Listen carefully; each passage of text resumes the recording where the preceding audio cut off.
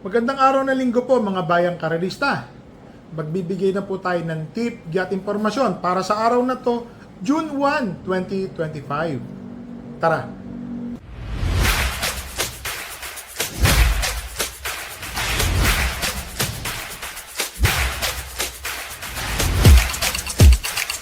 So mga bayang karalista, a primero de Hunyo.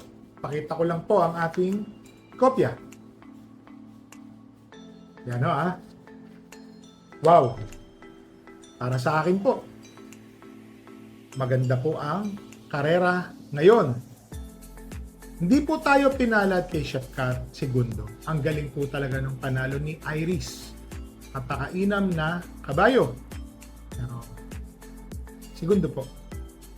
So dito po sa race number 1, ang start time po ng karera ay sa ganap na alas 3 ng hapon. Oho. No bearing races pa rin mga bayang karalista. So, race number 1, 3-year-old and above maiden race. Placer po ito. Mga bagong galing ng novato run o barrier, nag-maiden. Ito po yun. At yung mga natimbang po sa mga takbo nila, pumanik. Ganun po talaga. So, race number 1, 1,400 meters, 10 runners. First choice, entry number 4, straight shooter. Wow, ang inam na kabayo. Unang takbo, mataas ang numero. Una parang, hindi po ako magkamali, 13 po siya nun Tapos yung nanalo po dun, imported, Deputy Mischief.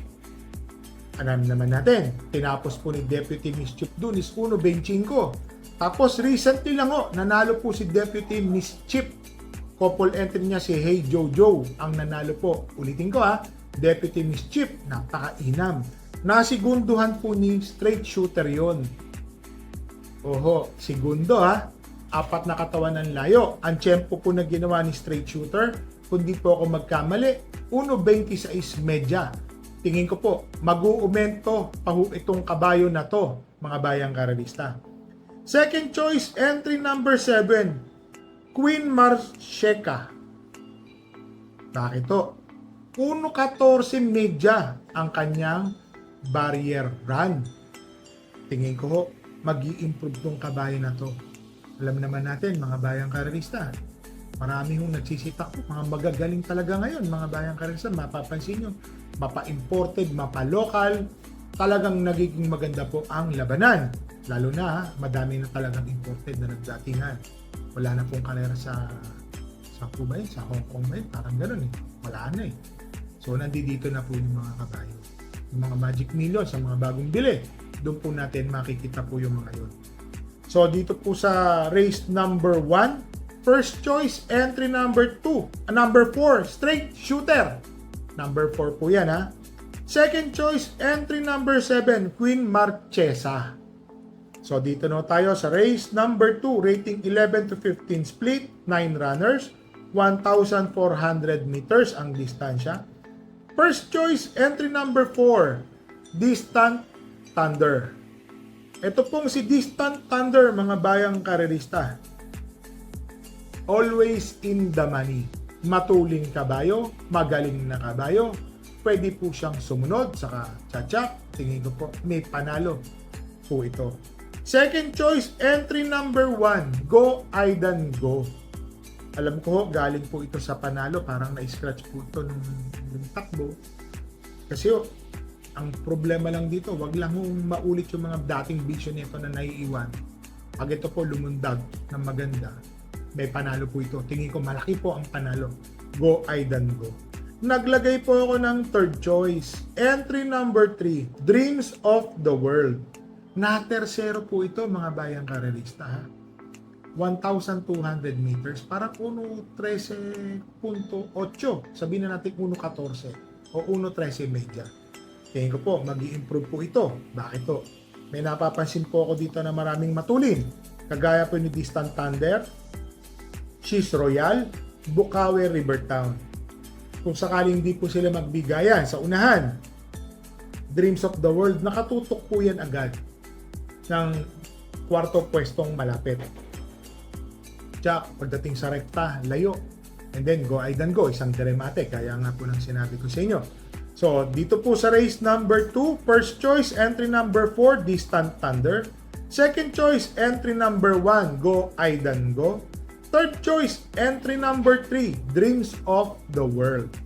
Dito na tayo sa race number 3, 3-year-old group 6 race. Placer po ito. Mga natitimbang. Oho. 8 runners. Entry number 1, Dream Girl. 1 for the day. Dalawang sunod na segundo po ito. Kung di po ako magkamali, kay Anytime Anywhere, yung huli. Tapos meron pang nauna kay Morally. Ang tempo po nitong kabayo na to na si Dreams of the World ay 1.26 medya, parang ganun po. Tapos sumunod ay 1.27. Medyo malalakas na nakakalaban. Imported din naman tong kabayo na to. Tingin ko po, mananalo na po ito si Dreams of the World. So, solohin ko po yan. So, dito po sa race number 3, couple entering 1 and 1A, Dreams of the World, 1A, love ko to. So, solohin ko na po yan. Mainam din po yung love ko to. So, dito na tayo sa race number 4, rating 11 to 15 split, 9 runners, 1,400 meter race. First choice, entry number 8, Jubilum. Etong si Jubilum, galing po ito sa panalo. Tinalo na po niya si Grand Laughter sa distansyang 1,200 meters. 1.13 sarado. Tingin ko po, kaya pong umulit ni Jubilum sa karera na to. Second choice, entry number 1, Carried Away. Si Carried Away po, napansin ko yung takbo niya. Ang layo, naiwan. So, kinaskas, tuloy-tuloy. Bakit po yung word na ginamit kong kinaskas? Or binigyan. Tuloy-tuloy po dumaan sa banya ang inam na kabayo. Kung sakaling magkakaroon po ng pressure si Jubilum sa unahan or si Grand Laughter, mag 1-on-1 po sila. Sama na po natin si Mount Payungan sa mat na matulin, may panalo po ito si Carried Away. Baka makalimutan po nila may isang Carried Away na 1.28 din po ang tinatapos. Baka mag-umento po ito. Naglagay po ako ng third choice. Entry number 7, Malabon King. Bakit to? Na tersero, na segundo. Nag-umento po yan. From 129.5, sumunod 128.4. Pangalawa po yan ha. Ibig sabihin, nakakadalawang takbong na tersero, na segundo. Kung mag-umento pa ho ng another isang segundo si Malabon King, mapapalaban po sila. Ganyan po kasi tayo mga horse owner mag-isip. At nakikita po natin, ang galing na po maganda na po ang kinikilos ni Malabon King, third choice. So dito po sa race number 4, first choice, entry number 8, Jubilum. Second choice, entry number 1, Carried Away. Third choice, entry number 7, Malabon King. Dito na tayo sa race number 5, rating 16 to 21 split to 14 runners, 1,400 meters. First choice, couple entering 7 and 7A. Unending Grace and 7A, Amor, Mi Amor. Unending Grace, grupo po niyan, magagaling. Natalo po sila ni Winner Parade. Alam ko na tersero to. Iba po ang track condition nung araw na yun, malalim. 1.27 po ang nagawa niyang tempo. Sumunod, this history. Alam naman natin. Pero tingin ko po, nagkambyo po ito ng another Lester De Jesus. Tingin ko po, may panalo po ito. Meron pa siyang 7A na si Amor Mi Amor. JB Bakaykay po ang sasakay, ang rerenda. Tingin ko po, may malaking panalo rin po yan. Naglagay po ako ng second choice. Entry number 3, Brown Pirate. Galing sa panalo, 126.4 ang inam. Sumunod, medyo hindi maganda ang pinakita. Pero nandoon na po si Brown Pirate, bumandera. 128.2. Bakit ko po ina-explain sa inyo yung may time difference? Track condition po yan mga bayang karerista. Malalim, mababaw, doon po nagkakaiba. Gusto ko po, sasabihin nyo, natalo yan, 1.28, nanalo 1.26, galit na galit tayo. Pero hindi po natin alam yung track condition. Yan kailangan po malaman talaga yan ng mga bayang karerista para alam po natin na bad track, good track, fast track. Kailangan po yan. So tingin ko po, si Brown Pirate, may panalo po yan mga bayang karerista. Second choice ko po siya kasi in the money pa rin from panalo, segundo. Ngayon po, tingin ko, may panalo naman po siya. So, dito po sa race number 5, first choice, couple entering 7 and 7A, Unending Race, and 7A, Amor Mi Amor. Second choice, entry number 3, Brown Pirate. So, dito na tayo sa race number 6, rating 5 placer. Oho, mga natitimbang o yung mga bagong baba ng garing ng sais. Yan po First choice, entry number 6, 7 of Diamonds. Nasigundo po ito, pero na-change jockey po ito. Oho, nung tumakbo ito, sabihin na natin hindi masyadong kabisado nung nagdala kasi change jockey. Pero tumapos po ito ng segundo, lumalapit. Parang napaaga ng konti, medyo milya, kumukuha na siya ng segundo Yun po ang napansin ko. Deremating kabayo po ito, mga bayang karalista. Nawala yung finishing kick kasi nandoon na siya agad. Pero ganda pa rin ng tinakbo ni 7 of Diamonds. Segundo po siya nung huling takbo. Ngayon, Kelvin Abobo. Parang siya na overweight, kundi po ako magkamali. Yun po yung pagkakatanda ko. Second choice, entry number 7, Clairvoyant. JM Estorque ang papatong. Nanalo po ito galing sa panalo. 1.30 sa distansyang 1,400 meters. Tingin ko po, malaki po ang panalo ni Clairvoyant. Dahil galing sa panalo Naglagay po ako ng third choice. Entry number 4, Queen Margot. Bakit? Dalawang takbo po ito ng 1.30. Alam ko po isa po dun yung nanalo siya. So, pagka tumitsiyempo ka ng 1.30, tingin ko po, magaling po itong kabayo na ito. May panalo rin po ito. Maganda po isama natin yan. Baka siya pa ho ang malyamado rito. Tingin ko po yan Tapos, nung huling takbo, parang na-scratch po ito. Di lang po, alam yan, di na natin masyadong matanda. Pero alam ko po, na-scratch po ito si Queen Margot. Ngayon po, may panalo rin po yan. So, dito po sa race number 6, first choice, entry number 6, 7 of Diamonds.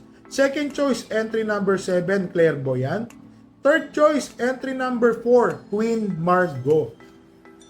Dito na tayo sa race number 7, rating 6 to 10 split, 1,400 meters. Full gate, mga bayang karalista, 14 runners. First choice couple entering 8 and 8A, Advocacy and 8A Destiny. Etong si Advocacy, mga bayang karalista, nag-uuno 28 po ito sa same distance. Destiny, ganun din po. Lalo na ko ngayon, parating-tingin ko po, malaki pong panalo ng dalawang kabayo na to. Second choice, bumabalik pista, entry number 6, My Star. May takbo si My Star na in the money. Hindi po ako magkamali na segundo na tersero. Tingin ko po ngayon, may panalo rin po ito, si My Star. Third choice, entry number 10, Electrify. Bakit to? Ang baba na rin po sa laban. Rating 10 na rin po siya, mga bayang karalista Si Electrify po, kung di po ako magkamali, may takbo po itong nandoon na yung matras, bumabalik pa Talagang malalakas lang po ang nakakalaban ni Electrify. Yun lang baka sasabihin nyo, ang baba na sa laban, di pa nananalo. Mga bayang karalista, pag ang kabayo po is nagkakaedad, nangyayari po talaga yan. Ganun po talaga. So, third choice ko po siya. Naglagay po ng tuldok o fourth choice. Ito pong kabayo na to, pag galing sa bakasyon, napakainam. Entry number 4, Double Happiness. GL Shego ang papatong, minus 2 kilograms. Ito po kasing si Double Happiness. Tinignan ko yung history. May takbo siya, 1.16 o media. Sumunod, pagtakbo, official run, nag-1.14. Yun po, kaya lang po nakikwento ko sa inyo, sama natin. Sayang naman, kung makuha natin yung race 1 hanggang race 6, pagdating na race 7, manalo po ito, masilat pa tayo dyan. So, dito po sa race number 7, first choice, couple entering 8 and 8A, Advocacy and Destiny. Second choice, entry number 6, My Star. Third choice, entry number 10, Electrify. Fourth choice, entry number 4, Double Happiness. So mga bayang karalista, wala po tayong, pakita ko lang yung kopya, wala po tayong kabayong napatakbo ngayon. Yan bakit to? Mga bayang karalista, ang gagaling. Tsaka yung mga kabayo natin, hinahanda pa lang natin. Opo. So, yun po, mga bayang karerista. Ito po, mag-shoutout lang po muna tayo kay Cesar Arpileda, Jomar Martin at kay Mr. Mamerto Rodriguez. Shoutout po sa inyo ha. Ito po yung mga OTBs na alam natin at nakikita po natin mga bayang karerista. Hari ng Yambo OTBs na nangangarera po ako dyan pag nadadaan po ako dyan sa Victory Mall. Yan po. Stanley OTB, yan madalas. Pagka naghahatid po ako at umuwi, pagbaba ng Skyway, Fifth Avenue, kanan, punta dito sa Parisan, nakakain ka na, ano pa? Nakakarera ka pa. Yan po. RT OTB, yan. Kaya lang medyo nadidito siya sa MacArthur Highway, sa halos tapat po siya na malapit sa SM Val. Yan, mga maganda pong pasyalan yan. Pababa po yung kalye na yan, may bangko po sa labas. ADA OTB, yan po yung sa tapat ng Orocan. Meron pong provision na kalye dyan. Kaya lang po, kung may sasakyan, mas maganda either mga nakabike, e-bike, motor, may parking na naman sa may bandang loob. Tapos dito po sa Deport OTB, dyan po yan sa may Ponduan, sa Obando, Bulacan. Meron po dyan. Ito palang ADA OTB, mga bayang karista, dito rin po yan sa Panghulo. Panghulo. Isa po ang may-ari niyan, si Boss Ray. Dito naman po sa Mr. Bonjing OTB, dito po yan sa may Rincon. Kay Mr. Willie Apan. Ito namang Riders OTB, dito po yan sa may Buendia. Meron pong BDO sa taas, malapit po sa gasoline station. Nasa right side po yan ha. Halos malapit po siya sa may Rojas Boulevard. At ito naman pong Budel Pipe OTB. Diyan po nangangarera, mga kaibigan natin, kumpare natin. Si Boss Kaloy, mga kaibigan po natin na ibang horse owner. Diyan din po nangangarera. Yan po yung nasa may Makapagal, yan po yung nasa may Kainan. Sa mga bayang karerista, di man tayo pinalad kay Chef Cat na segundo. Ganun po talaga ang nangyayari. So, babatiin ko lang po yung bagong horse owner. So, yun po. Si Mr. Roel at Juanito Timbang. Yan, mga bagong player po yan na horse owner. Kung tatawagin ng iba, bagong tuklas, tayo po, ang tawag po natin dyan, kaibigan, kumpare. Yan po. So mga bayang karerista, parati ko po sa inyo sinasabi, bet small, win big, bet big, lose big.